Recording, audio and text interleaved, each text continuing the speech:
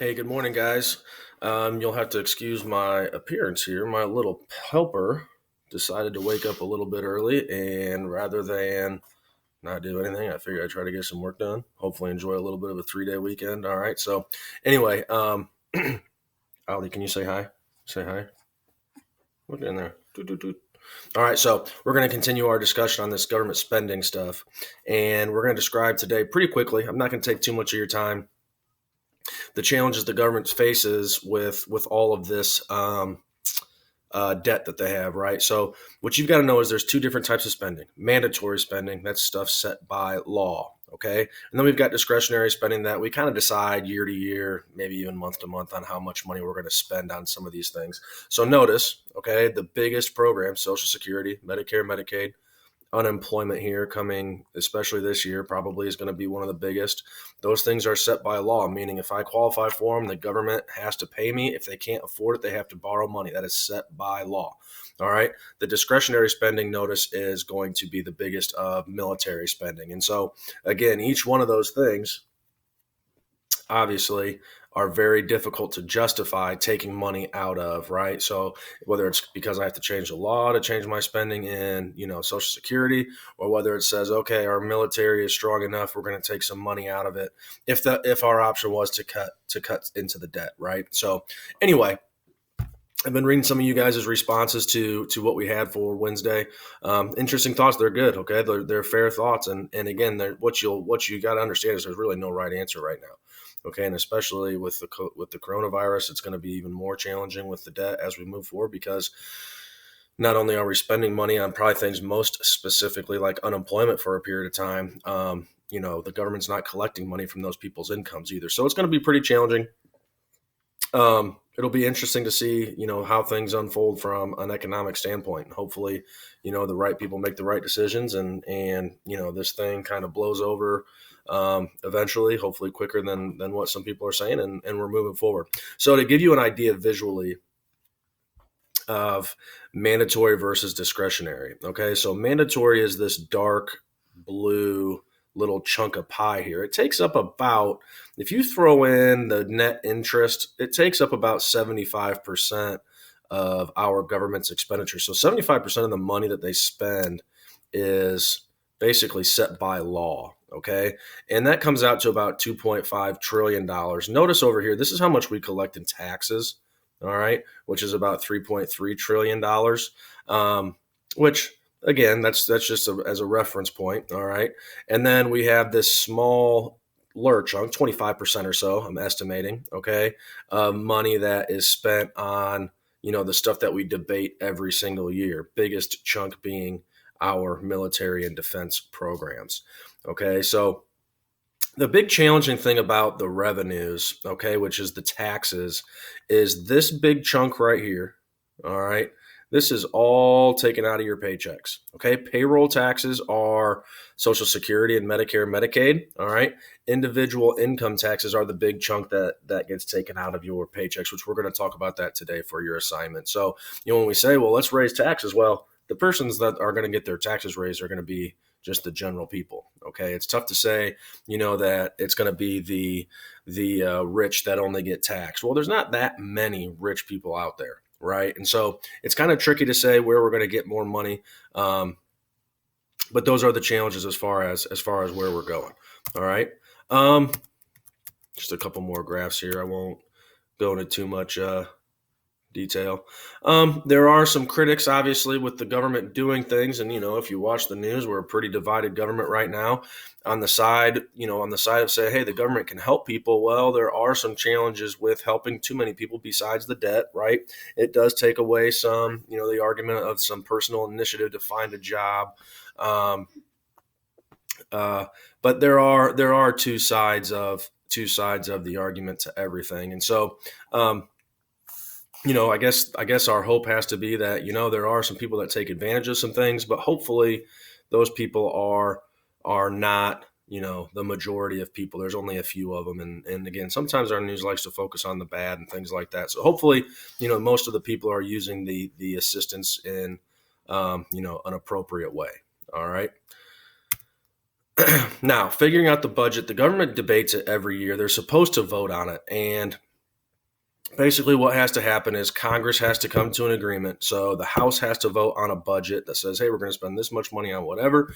And then the Senate has to approve it. If you know now, the Senate and the House is made up of a majority of Democrats. The Senate is a majority of Republicans, and our obviously president is a Republican.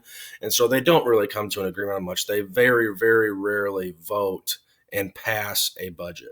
Okay, so that's kind of one of the frustrations. If this was the talking point, which maybe 5 or 6 years ago, it really, really was the talking point, they get ridiculed for not passing that. But it's a challenging process, right? It's tough for our government to agree on anything in general, not to mention, things as probably, where to spend the government's money, right? Democrats have an agenda, Republicans have an agenda, and it's difficult to do. Okay. So if they don't agree on something, all right, if they just change where $1 goes from the House to the Senate, they've got to revote and back it up. And so it gets kind of petty. But at the end of the day, that is the process. Like I said before, usually they don't necessarily get to that point. So they just don't pass any budget. They just argue about it and they say, okay, well, we'll just kind of keep things as they are.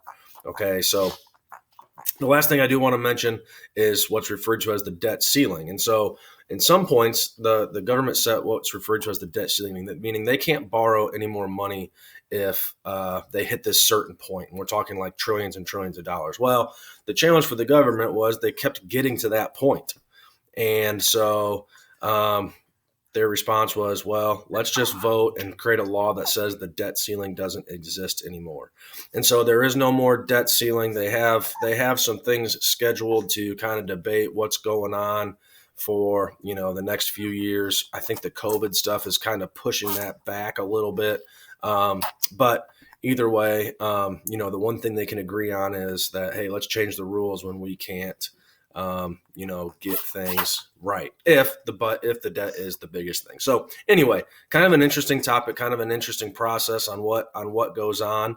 The debt's not going to be anything that goes away soon, especially with what's going on with the COVID stuff. And, that's kind of where we're at. So I'm going to pause for a second and I'm going to get you guys your assignment. You're going to figure out tax rates here in a little bit.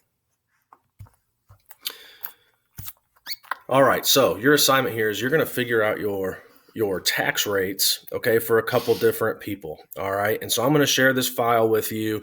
You're going to fill out some of your just general predictions, okay, and then you're going to fill out a couple of these charts down here, which I'm going to show you how to do. So I'm going to do the millionaire for you. Okay. And then you're going to do two other ones. All right. You don't have to do them all, but I'm going to do the millionaire. If I made $1 million in a year, how much money I would have to pay in taxes. So for the federal income tax, you have to, the best way to do is to go to this website. So I already have the tab open and I'm going to go here. And as you can see, all right, you can change your year if you wanted to. We'll go to 2020. We'll keep things current. And you can see that depending on how much money I earn, it increases my percentage of that money that I have to pay on taxes, right? And so anyway, if I only make, $99,000, I pay 10% of that money towards taxes. Now, the next money that I make between these two numbers, I pay 12% on, okay? And that number kind of increases. So anyway, what you can do, or what you will do, is you're going to go down here to the bottom, all right? And again, I'll change it to 2020 just because the differences between 2019 and 2020 won't be too big. All right, I'm going to put $1 million in here. And I'm going to calculate it. And if I make $1 million and I'm single, all right, I have to pay $334,427 to the federal government. Now, if I'm married, I get a little bit of a tax break. If I'm married, I don't have to pay. Yeah, there you go. I get a little bit of a tax break. And so anyway, because there's two people and they say that, and some of that's deductible and blah, blah, blah, whatever. So anyway, I'm going to stay single here. I'm going to put this number into my chart here. All right. And I'm going to fill out the rest here, and then I'll kind of tell you how I got those. Okay. Okay, so I went through and I plugged in all the math, okay, which I give you all the formulas, right?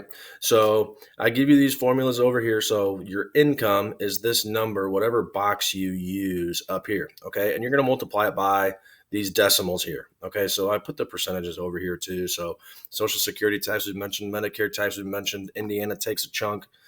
Our state sales tax is obviously stuff that you buy. And then we try to predict some things over here in terms of like things you have to pay for. Probably specifically like property tax is a big one that you have to pay per year. Which again, we're trying to be as accurate as possible for things. Anyway, you add all these numbers up and you'll get this number here.